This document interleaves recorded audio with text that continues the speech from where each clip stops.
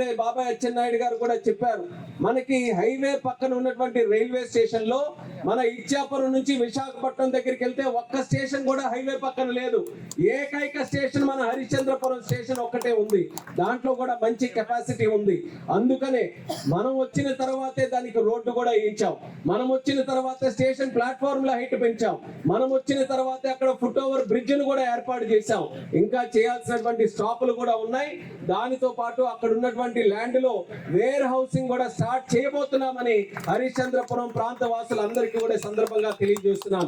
తిలారి station లో కూడా ఇప్పుడే డిఆర్ఎం గారు వస్తే మాట్లాడాం.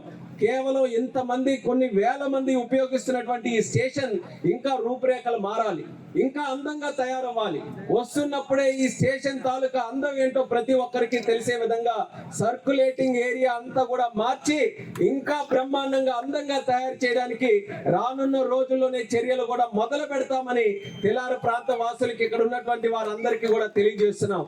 దానితో పాటు అవసరమైతే అడిషనల్ గా షాపులు కూడా నిర్మించి ఇంకా మీకు అప్రోచ్ రోడ్డు ఇటు సైడ్ నుంచి బ్రహ్మాండంగా ఉంది హైవే నుంచి రావడానికి, కానీ అటు నుంచి మన ఇది అండర్ పాస్ దగ్గర నుంచి రావాలనంటే కొంత ఇబ్బందికరంగా ఉంది.